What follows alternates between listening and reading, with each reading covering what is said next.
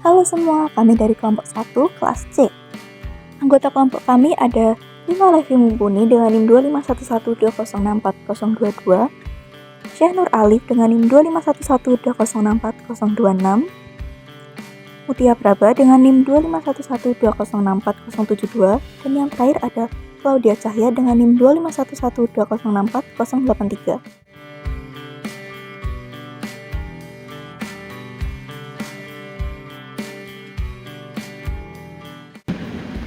Mengurus administrasi seringkali identik dengan waktu yang lama, antrian yang panjang, bahkan sampai proses yang berbelit-belit.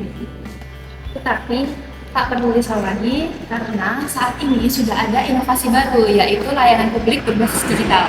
Upaya ini adalah salah satu upaya pemerintah dalam meningkatkan efektivitas dan efisiensi dalam pelayanan publik. Dengan layanan publik digital, Anda dapat mengurus segala keperluan tanpa harus keluar rumah, dimanapun dan kapanpun. Prosesnya juga jauh lebih cepat dan transparan, serta data pribadi Anda tetap terjaga keamanan. Tidak perlu menunggu lama lagi karena semua layanan publik ada di genggaman kita semua. Oleh karena itu, kelompok kami akan mengulas lebih lanjut mengenai digitalisasi birokrasi. Perkembangan teknologi informasi dan komunikasi mendorong pemerintah untuk melakukan digitalisasi birokrasi guna meningkatkan efektivitas, efisiensi, dan transparansi layanan publik melalui e-government yang memungkinkan proses administrasi cepat, mudah diakses, dan minim tatap muka.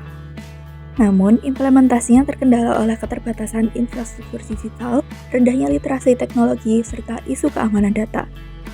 Meskipun begitu, digitalisasi birokrasi berpotensi menciptakan pemerintahan yang lebih modern, akuntabel, dan responsif jika didukung regulasi yang tepat dan peningkatan kapasitas sumber daya manusia. Dan di sini kami akan membahas mengenai digitalisasi birokrasi, tantangan dan peluang penerapan e-government di Indonesia.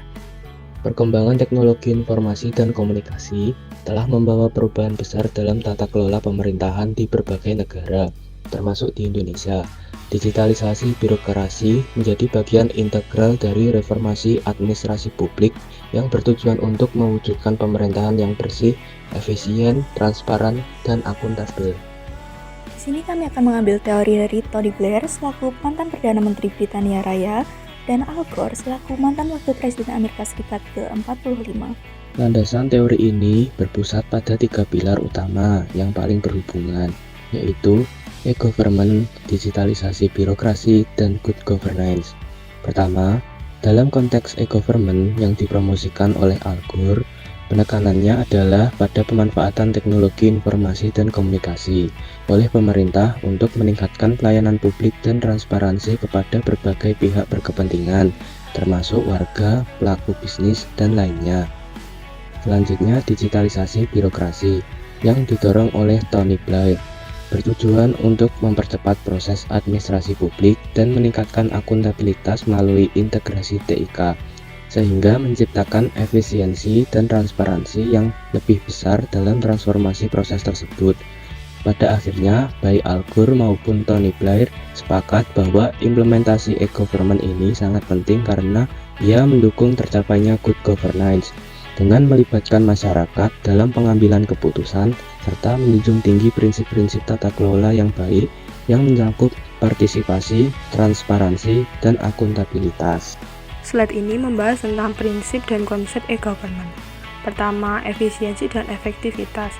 Implikasinya adalah e-government memungkinkan layanan yang lebih cepat dan murah. Sedangkan tokoh kuncinya adalah pemikiran Al Gore tentang penggunaan teknologi untuk mempercepat pelayanan publik yang mencerminkan prinsip ini. Yang kedua adalah transparansi dan akuntabilitas. Implikasinya adalah informasi publik yang mudah diakses dan mengurangi potensi korupsi. Tokoh kuncinya adalah Tony Blair yang menekankan bahwa transparansi dalam pemerintahan dapat diperkuat melalui penggunaan platform digital. Ketiga, partisipasi publik. Implikasi, platform digital membuka saluran bagi warga untuk menyampaikan aspirasi. Tokoh kuncinya adalah ide-ide Al Gore tentang transparansi dan partisipasi publik dalam pemerintahan sejalan dengan prinsip ini. Sedangkan yang terakhir, yang keempat adalah interoperabilitas dan keamanan. Implikasinya adalah sistem informasi antar lembaga pemerintah harus terintegrasi dan harus dilindungi. Sedangkan tokoh kuncinya adalah Tony Blair yang juga menekankan pentingnya keamanan data dalam implementasi e-government. Slide selanjutnya adalah membahas tentang relevansi teori e-government di Indonesia. Yang pertama adalah keselarasan dengan kebijakan nasional, di mana teori e-government mendukung kebijakan pemerintah Indonesia untuk meningkatkan transparansi dan akuntabilitas yang sejalan dengan visi pembangunan nasional. Sedangkan yang kedua adalah peningkatan layanan publik, yaitu konsep e-government sangat relevan dengan konteks pelayanan publik di Indonesia, di mana banyak proses birokrasi yang masih sangat lambat dan tidak efisien. Sedangkan yang ketiga adalah transformasi digital.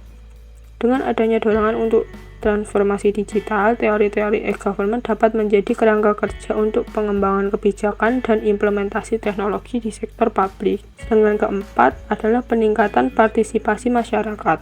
Teori ini juga mendukung upaya pemerintah dalam meningkatkan partisipasi publik yang penting dalam konteks demokrasi di Indonesia. Sedangkan yang terakhir, yang kelima, adalah tantangan khusus di Indonesia.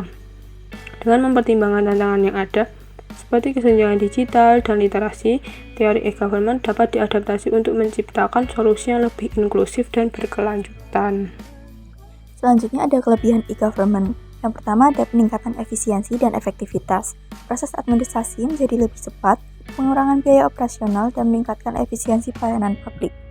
Kedua ada digitalisasi birokrasi. Masyarakat dapat lebih mudah memonitor kinerja pemerintah dan mengurangi peluang korupsi. Ketiga ada good governance. Platform digital memberikan saluran bagi masyarakat untuk ikut berpartisipasi dalam pembuatan kebijakan dan meningkatkan demokrasi. Keempat ada akses yang lebih baik. Berkat teknologi, pelayanan publik dapat diakses lebih mudah oleh masyarakat termasuk di daerah terpencil. Yang terakhir ada pengumpulan data yang lebih baik. Government memungkinkan pengumpulan dan analisis data yang lebih baik, mendukung pengambilan keputusan yang berbasis bukti. Selanjutnya ada kelemahan e-government. Yang pertama ada kesenjangan digital. Contohnya adalah keterbatasan akses internet di daerah terpencil yang menyebabkan kesenjangan dalam akses layanan. Kedua, ada literasi digital yang rendah. Banyak masyarakat dan bahkan pegawai pemerintah yang belum memiliki keterampilan digital yang memadai, dan itu menyebabkan menghambat penggunaan teknologi. Ketiga, ada resistensi terhadap perubahan. Birokrasi seringkali bersifat konservatif sehingga sulit untuk mengadopsi teknologi baru dan mengubah kebiasaan kerja. Yang keempat, ada ancaman terhadap keamanan cyber dan perlindungan data pribadi menjadi isu kritis. Dan yang terakhir, berbagai sistem informasi di instansi pemerintah yang terpisah-pisah menyulitkan interoperabilitas dan pertukaran data.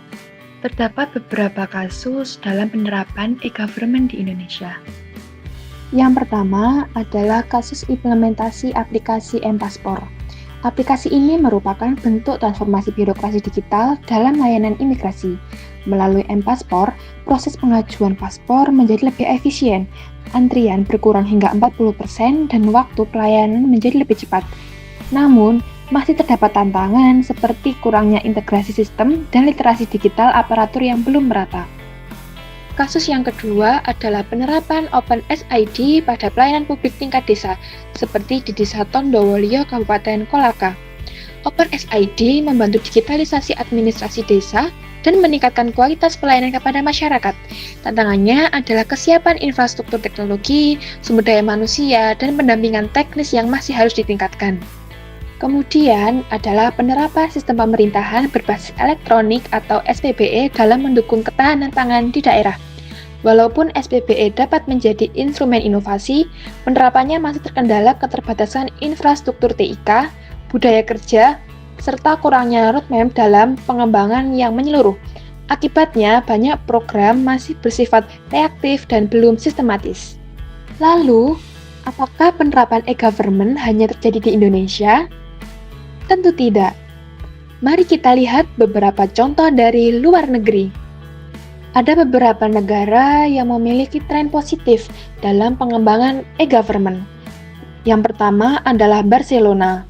Negara ini mengembangkan platform Smart Citizen untuk meningkatkan keterlibatan warga dalam pengambilan keputusan. Yang kedua adalah Tallinn.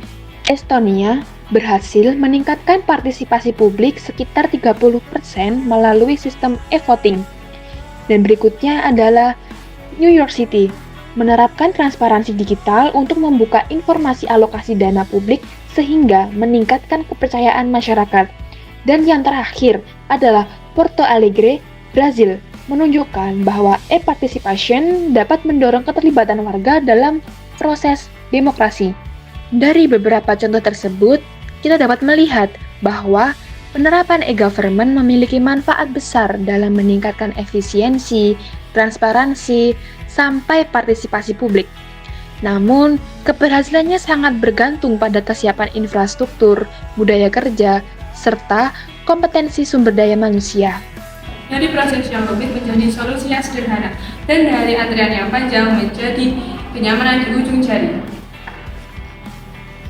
Ini bukan hanya transformasi teknologi biasa, karena ini juga merupakan salah satu komitmen untuk membangun pelayanan yang lebih transparan, efektif, dan efisien. Bersama, kita wujudkan Indonesia. Terima kasih.